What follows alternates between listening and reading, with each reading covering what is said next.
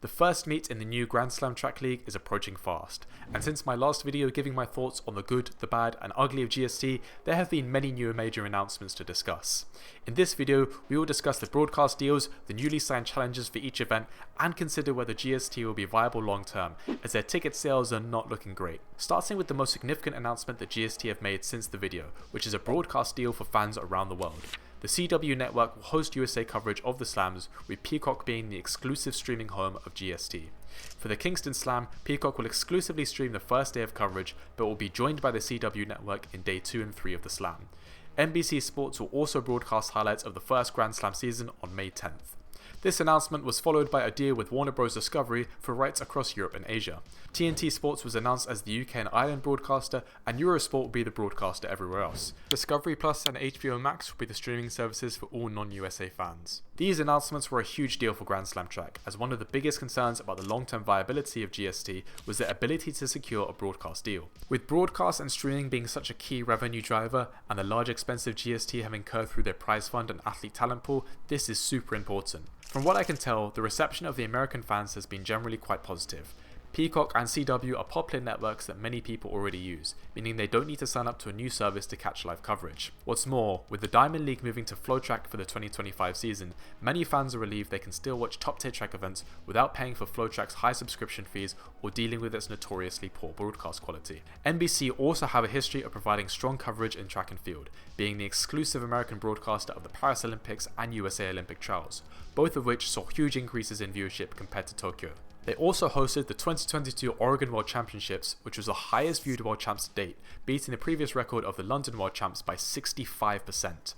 Overall, the broadcast partners are experienced and popular for fans looking for track coverage. Although the CW network is not yet a powerhouse in sport, they are trying to develop their reputation as a sports broadcaster, so GST seems to be playing the long game a bit here.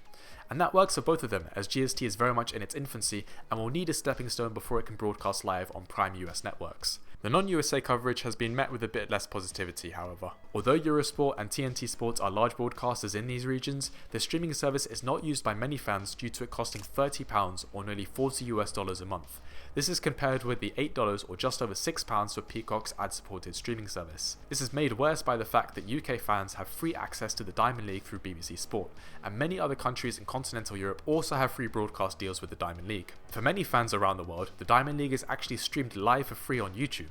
Most people are not going to be willing to pay £30 a month for an upstart track league when they can watch the already established Diamond League series for free, or much less money than GST is offering, so they have really killed the financial support from non-USA fans. GST do seem to be leaning heavily on the USA market, however, with all their slams being in North America, so I'm not sure if that's a major concern for them in the short term. They did try and host a slam in London, which as a Londoner and track fan I think would have been a great choice, especially when you look at the support for athletics UK has and the turnout in most London athletics events. But this offer was turned down by UK athletics, who didn't want to invest in Grand Slam track given that, well, they're broke. As a UK based fan, I of course do want to see them expand into the market here, especially since they have signed big European talents, but for the time being I can hopefully find other ways of watching GST without paying for TNT Sports. So all in all, the broadcast deals are a good win for GST, but they do need to work to expand better into the non-USA market, because their broadcast partners are simply too expensive for most interested viewers. Regardless, securing the legitimacy of a heavyweight streaming service like Peacock is a good sign for their long-term viability, especially as their main competitor in FlowTrack offers so little. The second biggest announcement GST have made recently is announcing all the challenges for every event. There have been some big names in these signings as well, Dina Asher-Smith and Emmanuel Wanyoni being the two most impressive to my mind. Now, I initially thought that the challenges were unlikely to be anyone notable for two reasons.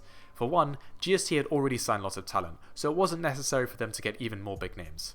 And also, if they're trying to build their brand around some of the races they've signed, they want to ensure that the races have as much success as possible during the slams.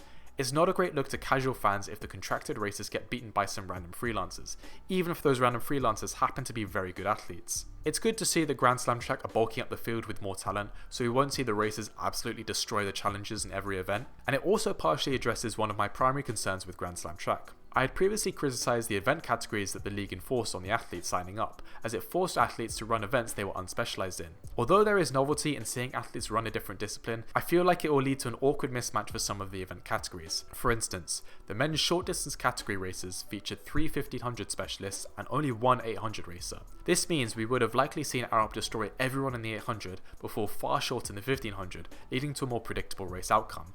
But with the addition of Wanyoni and other top athletes like Bryce Hoppel, they have rebalanced the field nicely, with again, a stronger calibre of athlete than I was initially expecting. This does highlight the flexibility the challenger system brings to each slam.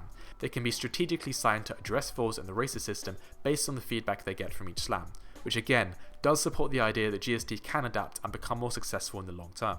They also address some of the smaller issues I had with the league, such as reforming the point system by rewarding the winner of each event an extra 2 points in the overall slam. Previously, the point system placed less emphasis on winning individual events, meaning someone could theoretically secure higher placements in both races without actually winning either of them, and then still be crowned Grand Slam champion due to the way the point system works. Imagine if an all-rounder like Hobbs Kessler joined as a challenger and placed second in the 800 and third in the 1500 meters.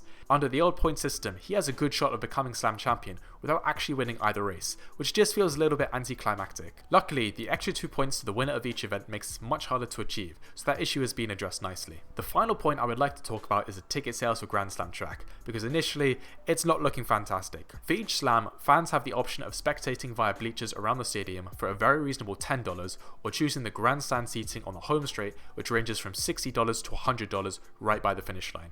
My only concern is that less than 10 days out from the time of recording this, very few grandstand tickets have sold. There is no way of checking the bleacher attendance, but hopefully it's much more than the premium seats. I understand that this is the first event of the first year of GST, so we need to temper our expectations a bit. But with all the star power and big claims Michael Johnson has made about the league, it's a really bad look if the seats are empty during the slam. Of course, we could see an influx in ticket sales closer to the time, but I have been checking semi-regularly, and there's not been a huge shift in sales in the past couple weeks. I think the bleacher price being set so cheap makes it feel like a bump to pay 6 to 10 times the amount just for a home straight seat. Additionally, whilst I think Kingston is a great location for the first slam, the slam does not have a huge amount of talent catered to the Jamaican audience. There are only 2 Jamaicans in the short sprint for both the men and women's categories. Big names such as Sharika Jackson, Elaine Thompson-Herah and Kashane Thompson will not be present, nor are loads of the biggest sprint stars outside of Jamaica either, which will reduce sales. Hopefully they're actually doing better in the ticket sales than this implies, but we can only find out once the slam arrives. I've always been on board with a vision of Grand Slam track. A well-marketed track league where the best consistently compete against the best in a prestigious event is what athletics needs. But I did and still do have some reservations about GST's long-term success. They have addressed many of them and seem to be open to taking feedback, but a lot of issues still persist. Many of the race categories are still mismatched for certain athletes competing in non-specialist events, and the race categories in general just still don't make much sense to me. Even though the challenges have helped redistribute the field, the fact remains that half of the runners in each race have virtually no chance of placing top 3 in each event. And in other categories such as the hurdles, athletes are forced to focus on a non-specialist event that they're likely going to do pretty mediocre in. Plus, the categories mean that certain athletes in big matchups are simply not going to happen. Jakob Ingebrigtsen will never face Hocker, Kerr or Nguyen in a slam because he is never going to race them in an 800 and they won't race him in a 3k or 5k. If GST ever consider signing Noah Lyles and Letsile Tobogo, these guys are less likely to compete given that Tobogo may want to go for the 200-400 as he has the best shot of winning there, whereas Lyles is only going to race in the 100-200. There are also some race categories that seem like they'll be easy wins for certain athletes. Gabby Thomas will almost certainly win the women's long sprints, Sydney McLaughlin-Leveroni will almost certainly win the women's long hurdles. The whole category system in general is still the worst part of GST for me, even if they have helped somewhat balance it out with the challenges. And the fact remains that Grand Slam track have made some very big claims that they need to back up. Getting the funding is one thing, but making the league successful will be a different matter entirely. Ultimately, it's still very early days for us to see whether it will be successful, but as a track fan, I hope it executes its mission statement to develop track into a more successful sport. If you want to see my prediction and analysis on who will win the men's short distance category in the Kingston Slam, then click on this video here. If you want to see a video on my initial thoughts on Grand Slam track, then click on this video here. Thank you very much for watching, and I'll see you in the next one. Happy training.